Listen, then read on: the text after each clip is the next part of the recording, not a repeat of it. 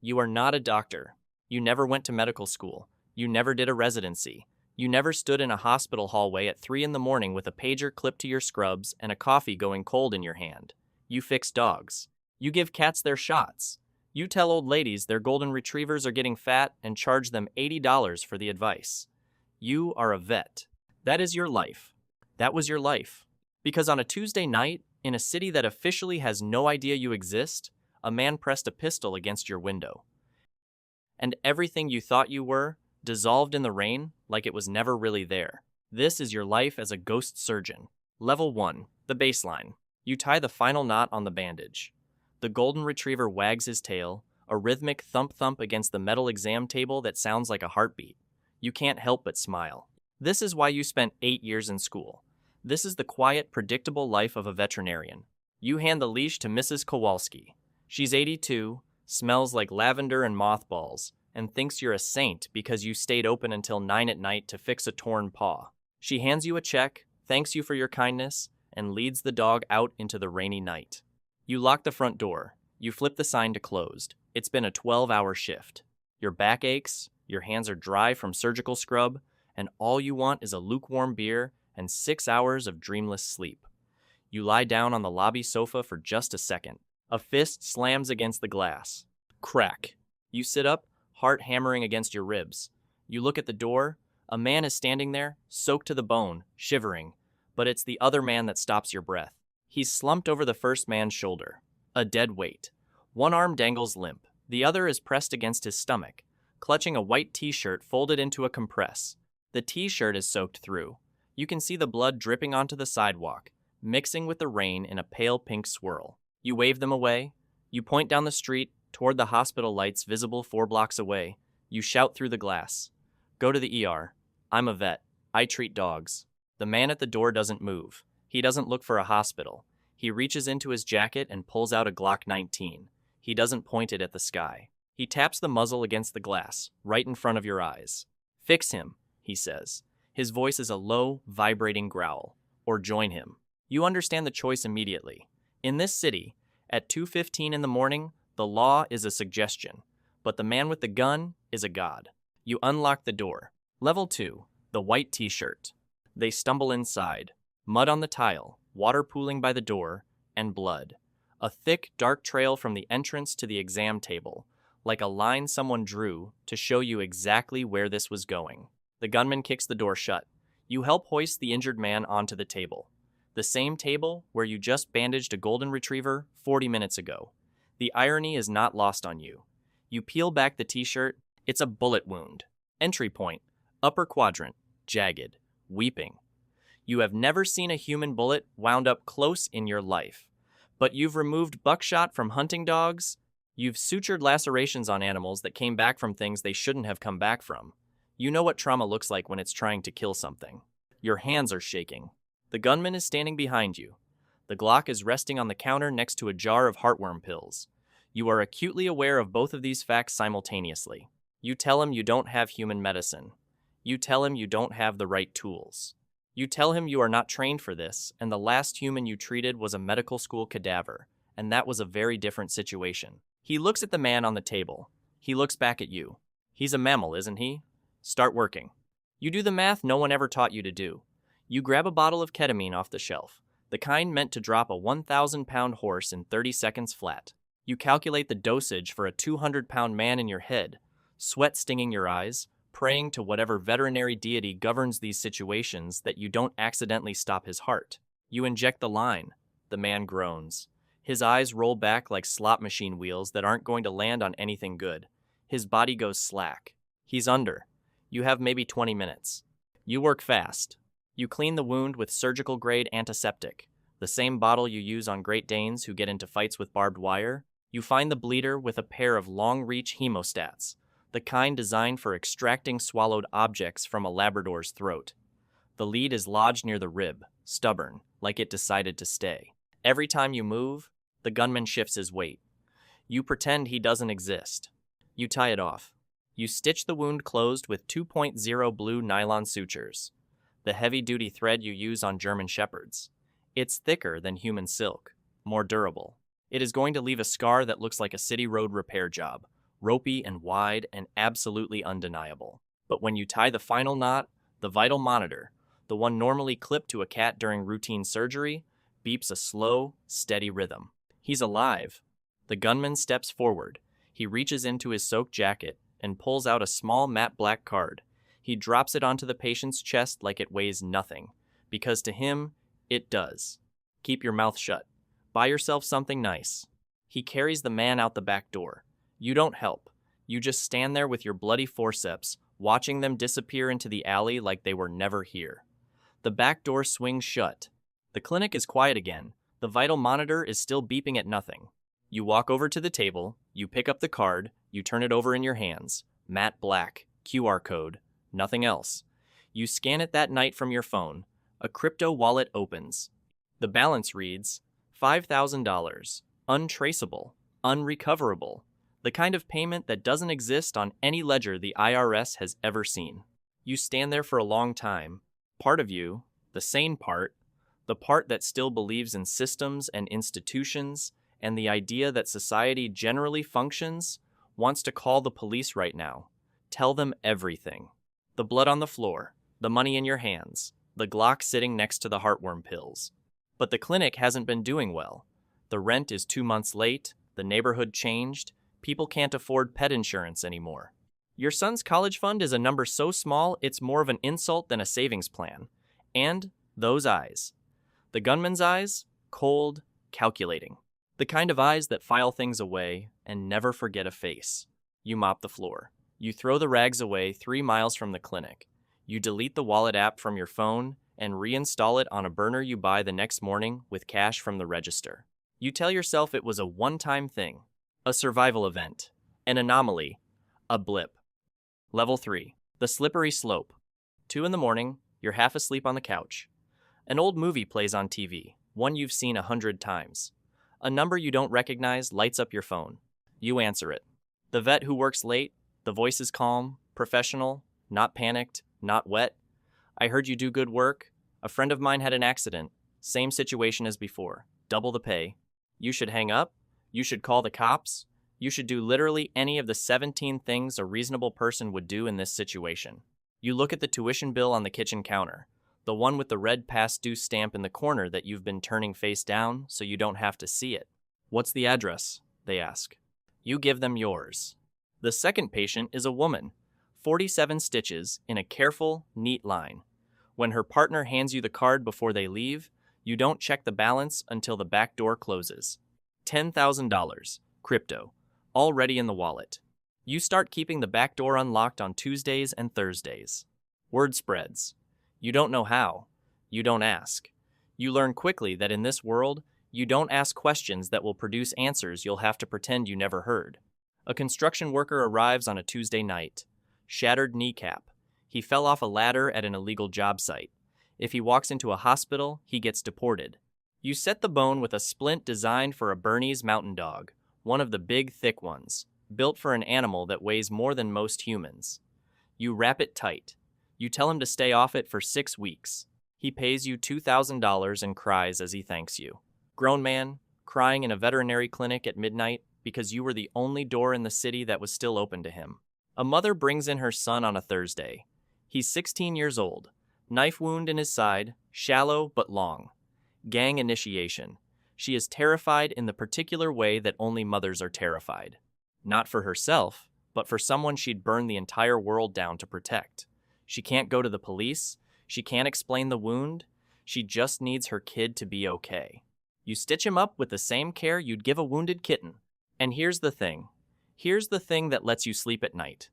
Most of them aren't dangerous.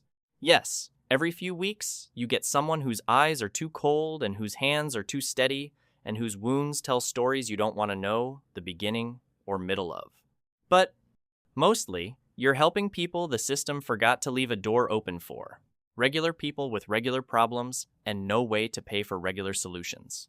You tell yourself you're doing good work. You're the safety net the city never built. You buy new equipment for the clinic, sharper tools, stronger lights, a high-resolution X-ray machine that makes your old one look like a child's toy. You tell your ex-wife the clinic is finally turning a corner. She doesn't ask questions. She just nods and says she's happy for you. You put down a deposit on your son's first semester of college. Months pass. You've made more money than the previous 2 years combined. The crypto wallet has split into 6 separate accounts across 3 different currencies. You had to start a second phone just to manage the overflow. You start to feel good at this. Not proud, exactly, but capable, needed, like you finally found the niche you were always meant to fill, just slightly outside the boundaries of everything you were ever taught was acceptable. That's the first mistake. Level 5. The Ghost Surgeon. By month 6, you are no longer a veterinarian who treats humans on the side. You are a ghost surgeon. You have a contact, you don't know his real name and you don't want to, who quietly redirects medical-grade sevoflurane and fentanyl from a surgical supply warehouse. You have installed high-intensity LED surgical lights above the exam table. To any inspector, to any nosy neighbor, to any health department official who wanders through your front door, this looks like an exceptionally well-equipped veterinary clinic. To the men and women who knock on your back door after midnight, it is the most advanced, unlicensed trauma center in the state that doesn't appear on any map. You've developed what you privately call a tactical routine. Step 1. The scrub. You don't just clean, you erase. Surgical-grade iodine on every surface. An ozone generator running for 2 hours to kill the specific metallic scent of human blood before the morning puppy appointments begin.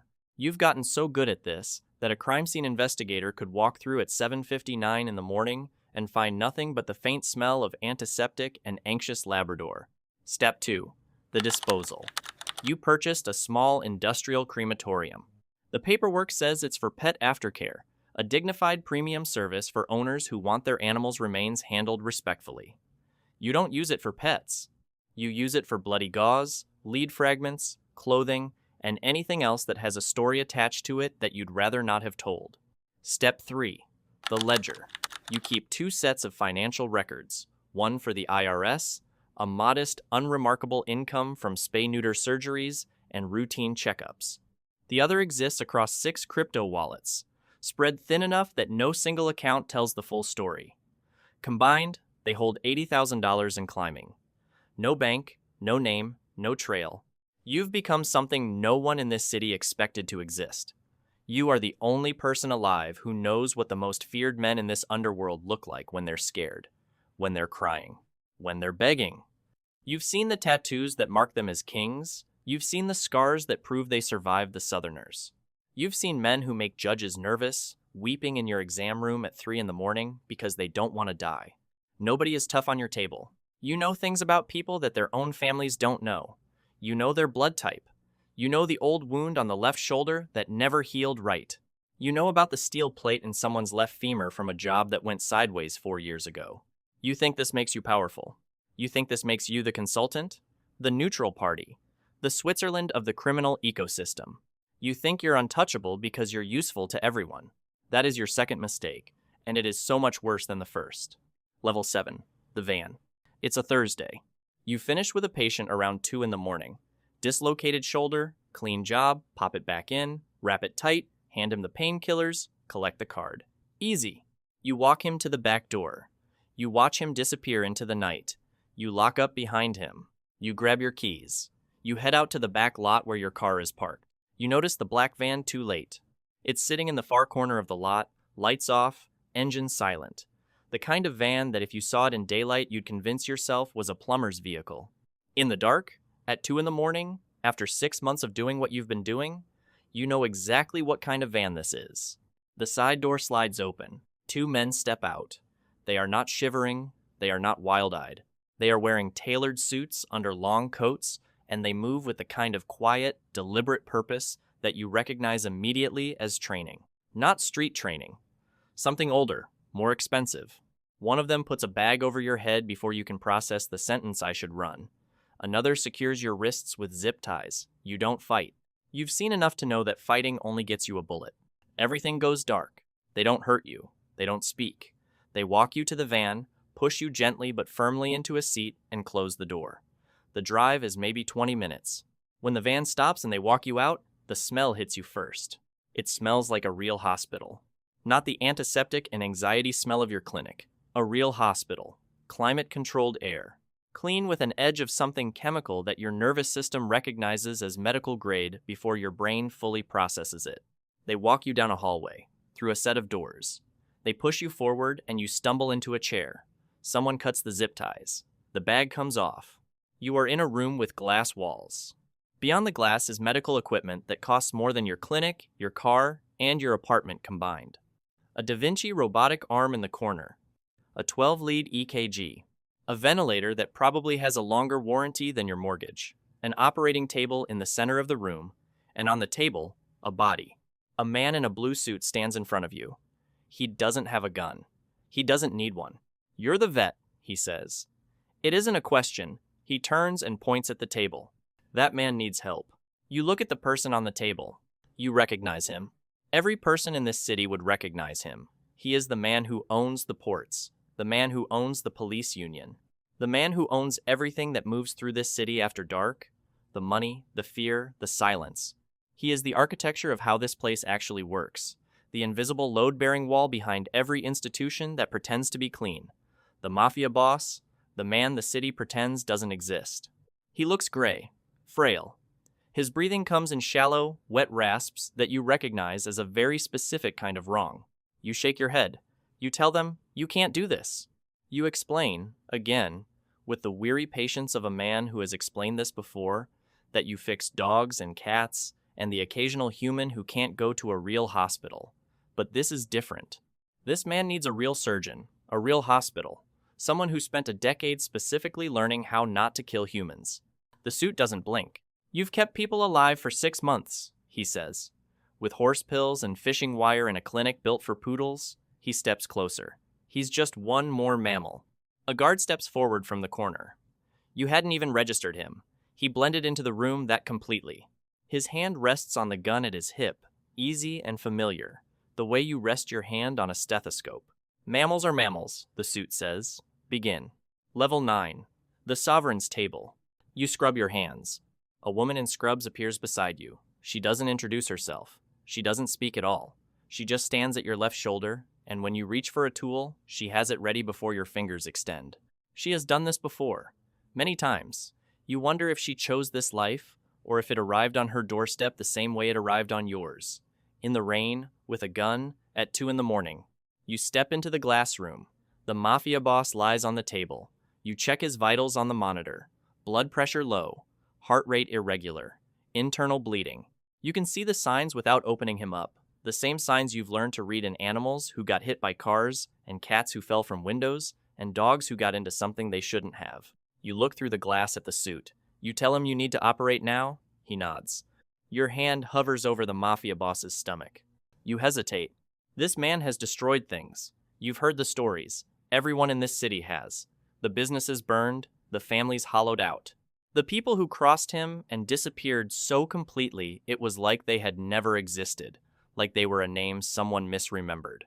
This man is a weight on the city's chest. He is the reason certain streets go quiet at certain hours. He is why some doors stay locked and some mouths stay shut. You could let him die right here. A few extra seconds of hesitation, a complication you couldn't have predicted, a technical difficulty beyond anyone's control. No one could prove otherwise. You're not even a real surgeon.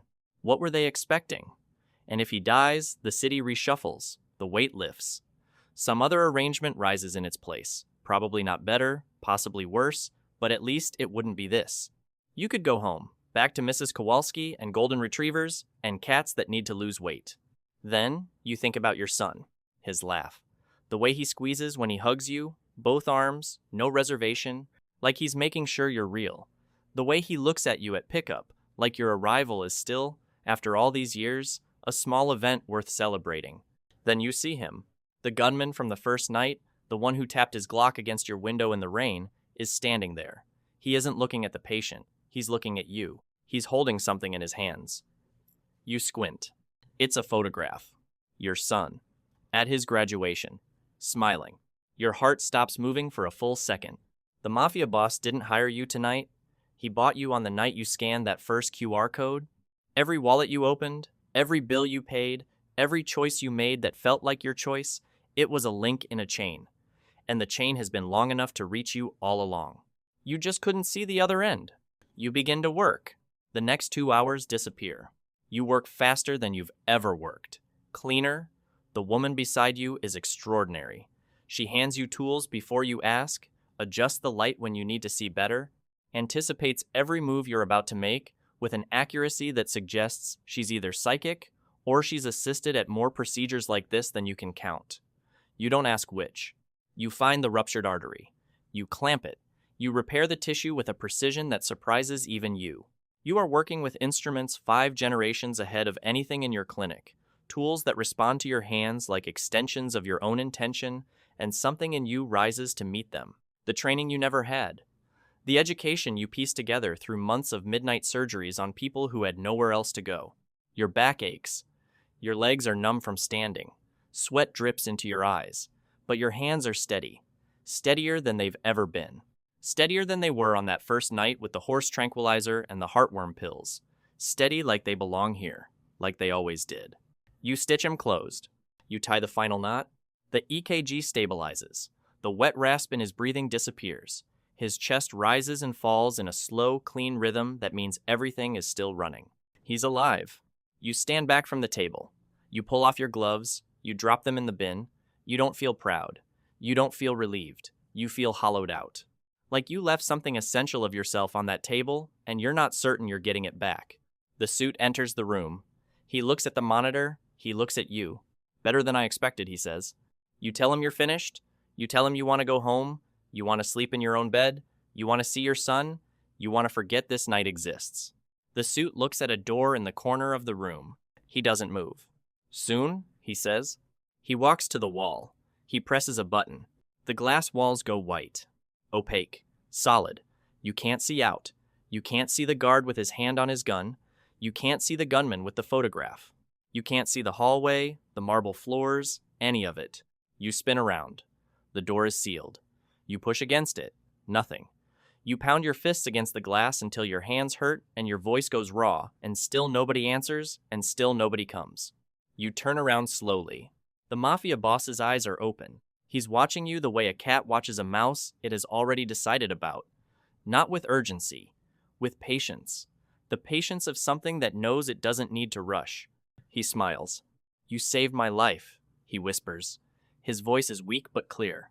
You tell him yes. You tell him you did what they asked. You tell him now you need to leave. You have a family. You have a son who needs his father. At his graduation, at his wedding, at all the moments that are still waiting for you on the other side of this door. He shakes his head. A gift like yours, he says, is wasted on house pets. Level 10. The animal. He points to the corner of the room. You look. There's a bed, neatly made, silk sheets, a small desk with a lamp, and on the desk, a stack of medical textbooks. Thick, heavy, human cardiology, advanced trauma surgery, neurosurgery. The education you never got, delivered to a room you can't leave. The suit's voice fills the room from somewhere above you. Out there, you're a vet who broke the law. In here, you are the most important man in this empire. Your son will have the best schools, the best life. He will never want for anything. He won't even notice you're gone. Get some rest. You start early tomorrow. You look at the bed. You look at the locked door. You look at the man on the table, the man you just saved, who is watching you with the patient satisfaction of a predator who has already finished the chase. You think about the first night, the fist against the glass, the rain, the man who said fix him or join him like those were the only 2 options in the world, and you, exhausted, afraid, impossibly alone at 2 a.m, chose one of them. You thought you were making a choice. You thought you were in control. You thought you were the neutral party, the Switzerland, the consultant. You thought your usefulness was a shield. You thought being needed by everyone meant you were owned by no one. You were wrong. You sit on the edge of the bed. The silk is cool under your hands. You reach forward and you pick up the top textbook. Advanced Trauma Surgery, 3rd edition. A book you've looked at in windows and never bought. You open it to the first page. Your hands don't shake. There's no reason for them to shake anymore. You spent your whole life saving animals so they could run in parks again, so they could go home, so they could have the rest of their lives back. 16-hour days for creatures who would never understand what you did for them, and you did it anyway because that's what the job was, and you believed in it. Now you are the only animal in the city that will never be allowed to leave. The door is sealed. The glass is white. Somewhere out there, your son is asleep in his dorm room with a deposit you paid on an account you can no longer access. The crypto wallets will sit dormant until the passwords die with you. You turn the page. The city outside has no idea you're here. The people who loved you will eventually build a story about what happened to you. An accident, a disappearance, a man who walked into a rainy night and didn't come back. They'll grieve and then they'll adjust, because people do, because they have to. You'll be a ghost in every sense. No record, no address, no name on any door. Just hands. The steadiest hands in the city that doesn't know you exist. You read until the lamp is the only light in the room. The sky never knew your name. It only knew the ones who stopped screaming. That was always the point.